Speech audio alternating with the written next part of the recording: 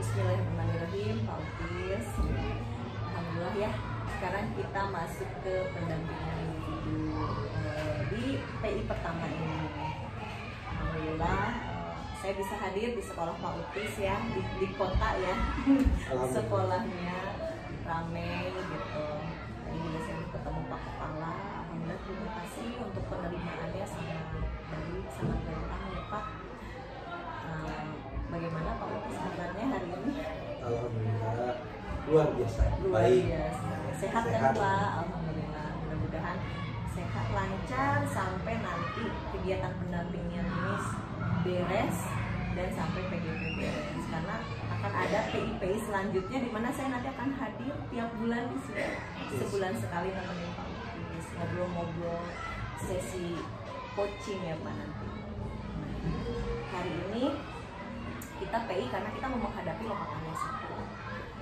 Nah ini tuh tujuan PI ini adalah refleksi ya Pak, refleksi tentang kemarin lokal orientasi, tentang kompetensi guru penggerak, refleksi tentang pembelajaran daring selama 1 bulan ini. Nah fokus pendampingan kali ini adalah pertama kita diskusi belajar daring ya Pak ya, kemudian kita refleksi penerapan perubahan di kelas yang sesuai dengan filosofi KHD. Kemudian kita diskusi juga dengan pembuatan kerangka portofolio dan juga diskusi tentang peta posisi diri mengenai kompetensi guru penggerak yang kemarin sudah kita bahas ya. Saya mau nanya nih Pak Utis, untuk proses yang sudah berjalan 1 bulan ini, apa yang telah dilakukan, capaiannya apa pada saat ini? Saya sudah melihat sebenarnya ya dari tugas-tugas Pak Utis. Kalau saya melihat Pak Utis sudah on the track, udah bagus, tugas-tugasnya udah sesuai, udah bisa upload tugas tepat waktu. Meskipun kemarin ada yang absen sedikit, nggak apa-apa. Kalau Pak Utis gimana? Lancar kan? Lancar sih ya, cuma ya mungkin karena awal-awal kita, walaupun sebelumnya ada penjelasannya fungsi LMS itu, tapi mungkin karena awal-awal itu patokan kita ke jadwal yang dikasih tuh, ya jadi ini pasti ada jadwal segini, jadi ketika yang tugas mandiri itu jadi nggak diselesaikan langsung gitu. Ternyata pas jadwal ternyata harus gitu polanya. Iya betul, memang itu ada pembelajaran mandiri yang nggak dikasih tahu sama Fasil, harus dikerjain. Jadi kita memang harus mandiri, kerjain sendiri. Kalau dukungan di sekolah gimana Pak selama Bapak pembelajaran? Kalau dukungan sekolah dalam hal pembelajaran daring, ketika misalkan ya Bapak harus Zoom gimana, ada nggak dukungan sekolah misalkan? Oke, sekolah aja wifi-nya tuh kayak siapa ya yang wifi? Speed wifi-nya tuh ditambah. Seperti Pak Yayan itu boleh menggunakan laptop sekolah. Bagaimana, ada dukungan ekosistem Bapak? Kalau di sekolah itu mungkin karena saya kan di sekolah itu mungkin karena bapaknya jadi rumahnya jauh, jadi kadang di sekolah, jadi kadang untuk sekolah itu paling yang dukungan itu paling untuk masalah ketika ada kegiatan yang menyangkut jam kerja gitu ya, mungkin fleksibilitas itu. Iya, fleksibilitas dari waktu itu mungkin yang diberikan kewenangan yang sangat besar oleh kepala sekolah. Terus kedua, dukungan rekan kerja kan kebetulan kita suka ninggalin kelas ya kalau misalkan ada kegiatan misalkan karya dan sebagainya. Alhamdulillah untuk dukungan sangat baik kepada dari teman sejawat, karena kan kita ada 2 rombel jadi AB, ya 2 rombel AB, jadi yang satunya udah siap untuk cover gitu ya. Bahkan kalau ada apa-apa mah bilang aja kayak gitu ke saya gitu, jadi siap. Jadi yang penting sebenarnya mungkin komitmen dengan apa yang kita berikan kayak gitu. Kalau untuk baik, kita akan lanjut ke tindak lanjut lokal karya orientasi ya Pak ya. Kita akan diskusi tentang kekhawatiran, harapan yang dan dukungan yang diberikan oleh sekolah. Nah, setelah pembelajaran selama 1 bulan ini, apa saja kekhawatiran yang Bapak Ibu resahkan? Maksudnya gini, yang Pak Utis resahkan yang ada di LK tuh Pak. Kan lokal karya orientasi itu kan sebelum pembelajaran ya. Karena kita lokal nolnya lambat, kita belajar dulu baru lokal nol. Kan Bapak di situ menulis peta kekhawatiran ya. terjadi nggak Pak? Kota kekhawatiran Yang itu? Iya, waktu itu kan khawatirnya agak satu, jadi saya punya program itu nggak ada dukungan dari sekolah, misalkan apalagi kan sekolah baru jadi iya. belum tahu karakter juga, takutnya beda kan dengan Iya. gitu. Tapi ini nggak terjadi. Alhamdulillah tadi kan juga sudah menyambut dan sangat welcome sekali, sangat mendukung sekali di program ini. Kebetulan kan waktunya juga setelah sekolah, tidak mengganggu jam pelajaran. Itu mungkin kekhawatirannya yang jadi apa yang dikhawatirkan malah tidak terjadi. Alhamdulillah ya Pak ya. Semuanya mungkin nanti akan lebih kondusif, lebih enak lagi. Jadi seperti PPGP itu seperti bagian dari keseharian Bapak. Jadi otomatis waktunya tuh ngeblend langsung dengan keseharian. Amin, alhamdulillah. Kalau saya senang ya Pak, mendengar kekhawatiran itu nggak terjadi. Dukungan dari sekolah juga alhamdulillah. Saya melihat tadi Pak Kepala Sekolah mendukung. Kemudian teman-teman juga tadi udah dijelaskan, alhamdulillah ya. Baik untuk kemarin membuat peta kekhawatiran, terus membuat juga harapan ya Pak. Harapan Bapak yang Bapak harapkan di PGP selama 1 bulan ini terwujud nggak? Yang kemarin itu yang harapan itu kan pertama saya baru ngeh waktu ketika ada peta kompetensi dunia, di mana kita itu ternyata ngajar sih iya selalu rutinnya. Kan kita berpikirnya udah rutinitas dan betul gitu kalau ternyata ketika ada kuesioner itu kan oh iya ya, saya tuh kadang kalau ngajar nggak nanya anak-anak bapak ngajar teh gimana pesan tuh gitu kan. Kadang itu nggak jadi kan refleksinya tiba-tiba kita langsung ya udah pulang gitu kan, tidak tahu gitu kan. Itu juga jadi oh iya ya ternyata harus gitu ya. Iya itu berarti ada apa ya tadi harapan saya tuh jadi bisa semakin menyadari mungkin ya, betul. Menyadari pembelajaran. Iya betul. Karena itu ada, kalau saya ngelihat filosofi KHD itu beliau hidup di zamannya ratusan tahun yang lalu, tapi dia masih apa ya, pelajarannya tuh masih kekinian sampai sekarang. Dan itu dipakai kan di Finlandia. Filosofi beliau itu kenapa kita anak bangsanya sendiri nggak pakai? Memang udah saatnya sih transformasi pendidikan seperti yang filosofi KHD lakukan gitu. Terus saya juga masih agak didapat dari filosofi KHD itu ya tadi kata bahagia dan kata selamat itu pengertiannya kan bahagia selamat itu kan masih umum ya, masih umum. Jadi masih umum itu kenapa ya harus bahagia mereka, kenapa harus selamat di sini, selamat dalam pengertian apa ya? Kadang saya tuh ketika baca buku itu maksudnya apa ya? Jadi gitu kan pas pas kemarin sekarang waktu yang untuk elaborasi sama sekarang elaborasi sama ibu juga masuk sama oh ya tetap gitu ya. Ya memang anak-anak tuh Pak Utis sekarang udah jadi dewasa, udah jadi manusia, udah seutuhnya belum? Pak Utis sudah selamat belum? Selamat, bahagia. Saya bahagia Bu, meski setelah Pak Utis melakukan perubahan ya di kelas, meskipun Pak Utis tadi bilang belum perubahan, tapi coba deh Pak Utis lebih dikuatkan lagi, melakukan apa ya, hal-hal yang Pak Utis yakini benar, yang tadi seperti menuntun anak sesuai filosofi KHD di kelas. Jadi seperti apa coba responnya? Saya rasa pasti ada perubahan. Pernah nggak Pak Utis melakukan perubahan? Mau diaplikasikan nih hal ini di kelas, udah pernah belum selama 1 bulan ini? Dalam hal pembelajaran. Dalam hal pembelajaran paling apa ya?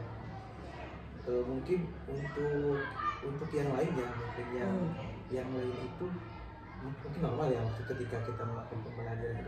Apa yang kemarin saya lakukan itu ya? Mungkin itu ya nanya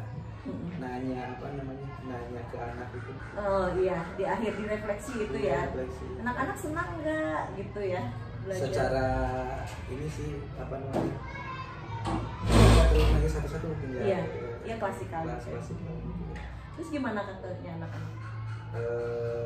Kalau anak-anak mungkin boleh gitu ya Pak, paling gitu aja kayak gitu.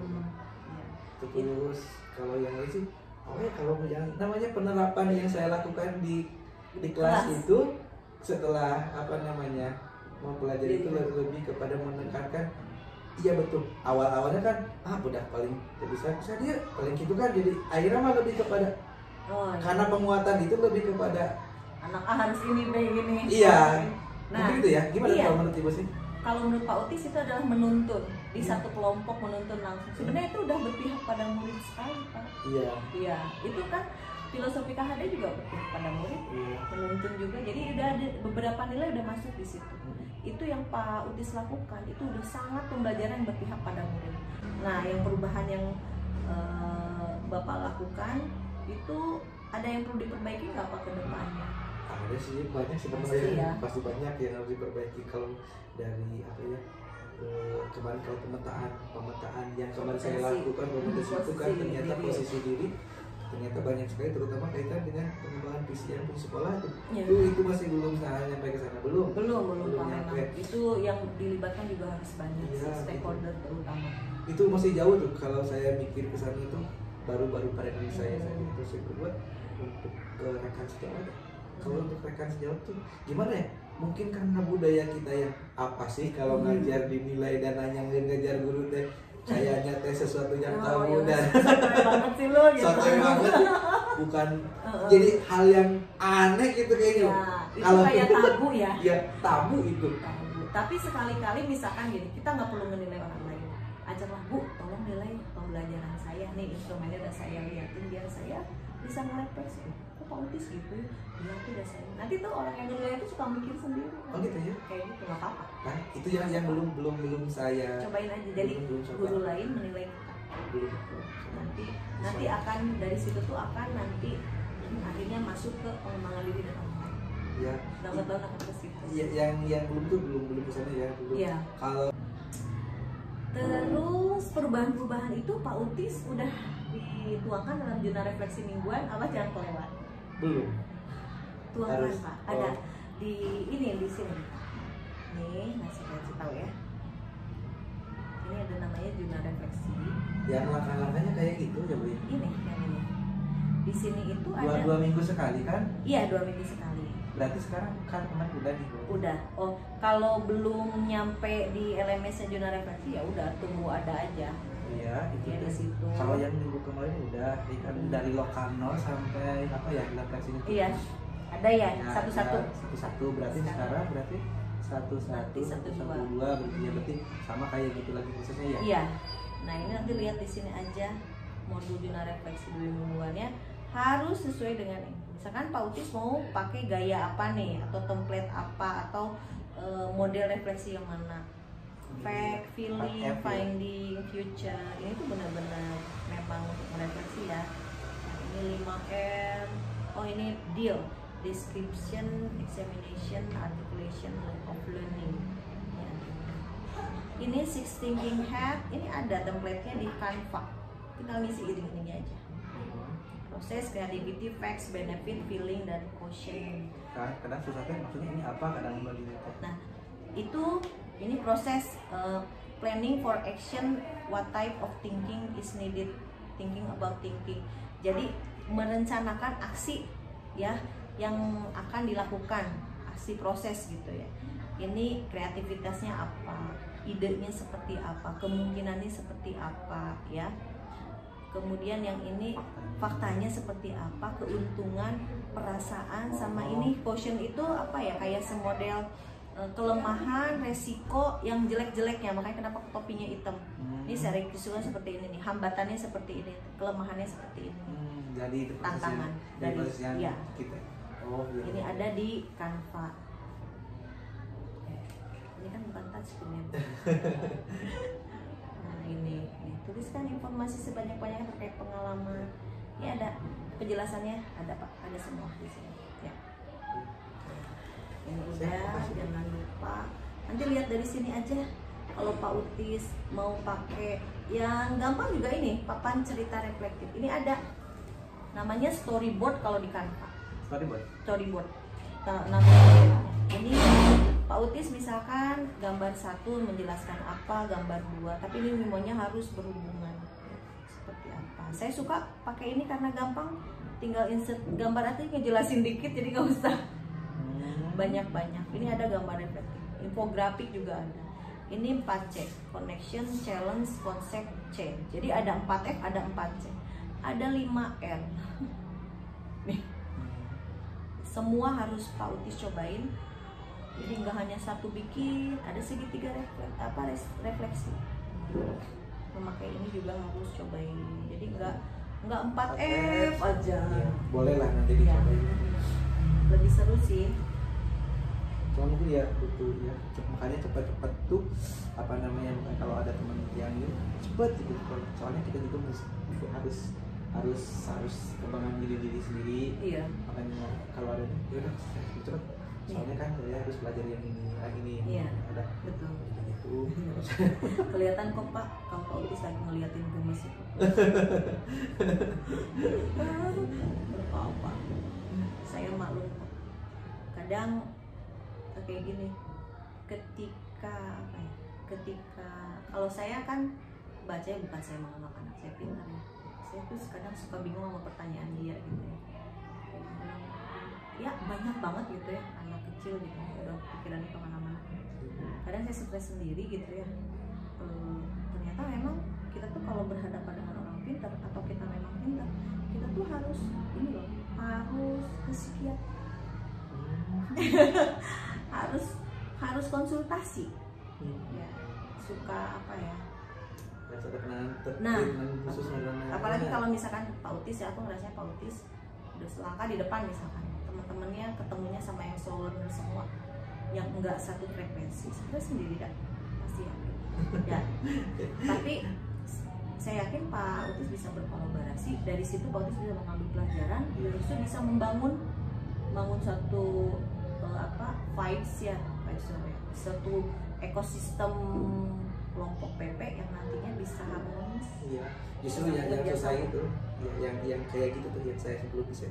Ya, jadi itu yang belum saya nggak punya. Jadi gimana ya, karena memang itu kan orang cuma ketika kita ingin sat ada yang lain seninya tuh gimana caranya kan, kalau orang baik bagus itu kan nggak sendiri kan. Iya. Nah, gitu justru kan kalau saya gitu nggak ada seninya buat gimana caranya. Kalau ibu sih belajar sama ibu juga gimana caranya merangkul orang tuh biar jadi satu gitu, gimana sih dia merasa dia tuh berguna gitu sih. Iya betul. Betul nggak? Iya. Jangan belum. Kalau ingin belajar kayak. Iya, kalau saya tuh orangnya apa ya? Saya tuh senang memuji orang. Ya. Itu tapi yang saya lakukan tuh tulus. Saya tuh tulus. Saya tuh kalau melihat seseorang itu pasti kelebihannya. Karena saya bisa mengambil advantage dari situ ke keuntungan buat saya pribadi. Ini yang bisa orang itu saya bisa ambil dari orang itu, bukan secara materi ya, apapun itu, karakter, pengetahuan. Saya tuh pasti positif thinking dulu kalau ketemu orang. Nah, kalau orang bilang di situ vibes positif banget, semua negatif gimana, gitu kan? Ya justru saya harus ngambil apa sih yang bisa saya ambil dari. Udah situ, kadang mah positif banget. Tapi saya mah nggak bisa ya, karena masih belum belajar gitu kayak gitu. Nggak apa-apa Pak, politis nggak mungkin karena saya udah tua juga ya. Saya tuh udah tua jadi udah harus seperti itu. Orang tua harus seperti itu memang. Yalah, saya juga karena bau tua, belum belajar. Iya, belajar aja. Sesuatu juga sebenarnya bisa dilihat, dipelajari, diamati. Nah, ini udah kita masuk ke portofolio digital. Rencananya Pak Utis mau pakai media apa nih, platform apa? Geset ya, kalau malam waktu malam tuh belum kan, kebetulan mau waktu baru sempet malam. Iya. Kebetulan yang bisa Geset, jadi baru itu juga belum bikin covernya. Gak apa-apa Pak, sedikit-sedikit aja. Nanti isinya kan tinggal copy paste dari tugas-tugas apa aja dimasukin. Soalnya kan itu tuh orang kadang suka searching apapun di YouTube, di Google. Orang kalau ngerjain tugas atau apa pasti searching kan, kita juga sama cari referensi. Nah itu ya, komponennya udah tahu ya Pak, di situ mau ada apa aja di portofolio digital. Berarti bisa berbentuk karya kita sebenarnya, karya siswa juga mungkin nanti. Profil jangan lupa, profil Pak Utis. Sudah kasih profil, terus sudah kasih apa namanya, awal tuh apa sih, introduksi perkenalan kayak gitu. Cuman baru sampai sana, mungkin tadi masukin kayak apa setiap tugas yang kita punya mungkin bisa diupload di sana. Bisa diupload di sana. Terus nuliskan kegiatan kita mungkin Ya, intinya dokumentasi ya. Kayak kemarin tuh dokumentasikan aja. Yang ini pakai ini pembelajaran FPP melalui ini, pembelajaran diferensiasi proses. Nanti Pak Utis baca aja meskipun belum belajar, baca banyak referensi kok sekarang. Kelemahan. Oke, jangan lupa juga mengikuti panduan di portofolio digital itu. Nanti ada panduannya, ada di LMS, siapa ya dilihat aja. Pak Utis udah ngerti lah, insya Allah. Nah sekarang iya masuk ke peta posisi diri dan rencana pengembangan diri dalam kompetensi guru penggerak. Nah kompetensi yang sudah baik apa, yang belum baik apa, dari 4 kompetensi gitu. Yang sudah baik itu mungkin satu yang mengembangkan diri sendiri. Iya. Kalau yang mengembangkan lainnya masih belajar. Kemudian yang kedua kalau untuk apa ya, kepemimpinan pembelajaran insya Allah sudah sedikit-sedikit kayak tadi ya. Udah jadi kapten di kelas. Ya. Kalau yang ketiga itu yang jadi manajemen sekolah, pengembangan manajemen sekolah. Manajemen sekolah mungkin belum masuk ke tingkatan. Yang keempat itu apa yang peran yang menjadi pengembangan sekolah. Ini mau tidak saya berpikir bagaimana caranya supaya misalkan minimal guru-guru yang ada di wilayah saya itu mendapatkan ya experience misalkan. Maunya sih kayak gitu, guru-guru itu experience tentang, jadi intinya membangun ekosistem itu kan gini, guru itu kuatnya itu karena guru lain. Iya. Sementara saya lihat di Bugus ini guru itu masing-masing gitu. Jadi betul nggak kayak itu? Kalau saya lihat Pak Utis sudah punya ini ya, istilahnya udah punya senjata untuk melakukan perubahan itu, kan udah punya peran yang cukup karena Pak Utis ketua KKG. Iya. Tinggal nanti Pak Utis samakan dulu sama orang yang punya satu visi misi yang sefrekuensi. Ada yang soalnya kalau sendiri itu capek ya. Sendiri capek dan tidak mungkin ada impact karena perubahan itu tidak bisa dilakukan sendiri. Betul.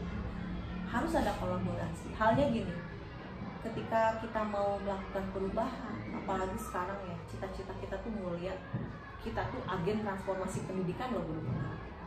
Ketika dilakukan sendiri capek Pak. Utis kayak saya dulu nggak apa-apa.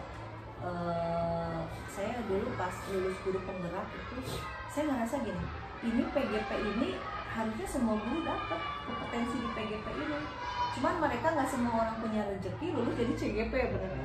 Jadi saya itu dulu kumpul sama teman-teman guru penggerak untuk berkolaborasi dengan FKKG dan KKG mengadakan pengimbasan tentang apa modul-modul yang ada di sini. Bisa. Pak Utis bisa. Gak apa-apa narasumbernya nanti Pak Utis atau misalkan siapa gitu. Ini perlu nih modul filosofi KHD, kumpulan aja dikasih snack menjelaskan. Nggak apa-apa narasumbernya Pak Utis. Itu udah bagian dari mengembangkan diri dan orang lain, itu udah bagus. Udah bagus. Nanti kan ada menggerakkan komunitas. Pak Utis sudah punya kendaraan banget ya untuk menggerakkan komunitas. Jadi soalnya ditunggu aksi nyatanya biasanya. Kadang saya mah terlalu mikirnya kalau yang lain mungkin sederhana, bukan saya lebih kerumit. Jeleknya saya ya Bu ya, kadang mah ini gimana ya, padahal mah oh iya sesederhana itu ya. Sesederhana itu Pak sebenarnya. Karena kita mau aksi dulu aja.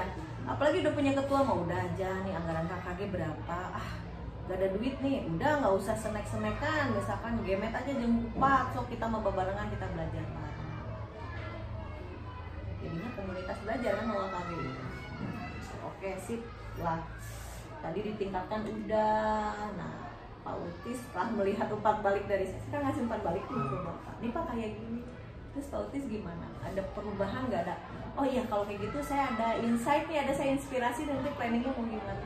Iya, adalah pasti ada. Jadi intinya minimal cara pandang saya mungkin kurang ya. Jangan kompleks dulu ya. Iya gitu, jangan kompleks dulu atau jangan kompleks dulu, jadi kalau kompleks dulu ya. Jadi gimana ya? Intinya satu, kalau misalkan kita nih sama ibu nih, ketika saya punya pemikiran A, ibu mah kan B. Gitu ya, misalkan atau misalkan oh iya A-nya A plus misalkan gitu. Oh nanti saya cari nih. Jadi kalau saya pengennya apa yang saya lakukan sekarang dengan Pak Utis seksi coaching ini Pak Utis bisa ngerefleksi diri sendiri. Iya. Oh iya, saya kayak gini. Jangan sampai merasa, oh saya masih kurang. Enggak, saya ngelihat Pak Utis bukan masih kurang. Tidak ada kekurangan maksudnya. Cuman belum sempurna. Misalkan itu wajar, masih 1.1, 1.2. Nanti juga malah akan kemampuannya mungkin akan lebih bagus dari saya pas sudah jadi guru tahun depan gitu Pak. Mudah-mudahan sesi coaching ini, sesi pendampingan ini bisa ngebuka lah apa pemikiran-pemikiran Pak Utis yang saya tuh udah suka berpikirnya rumit duluan. Iya, rumit duluan. Saya mikirnya rumit duluan. Tadinya, aduh kalau ngajakin orang lain nanti sekalinya saya sok pinter, jangan. Tadi yang sefrekuensi dulu. Seperti itu ya Pak. Ini udah bagian akhir nih Pak, udah selesai. Nah, saya alhamdulillah ya, saya melihat pendampingan ini. Saya juga membuat jurnal pemantauan tentang Pak Utis. Semuanya udah sesuai Pak, udah on the track. Ada beberapa mungkin Pak Utis tadi saya masih kurang dikolaborasi. Ya kebetulan saya juga melihat hal yang sama. Insya Allah lambat laun itu akan terjalin. Karena selama ini Pak Utis belum ada kerejekian ketemu orang yang satu frekuensi. Pak Utis makasih, alhamdulillah. Nanti sampaikan pada Pak Kepala. Terima kasih untuk semuanya ya, dukungannya untuk Pak Utis. Mudah-mudahan sehat. Nanti kita sampai ketemu di Lokakarya. Assalamualaikum warahmatullahi wabarakatuh.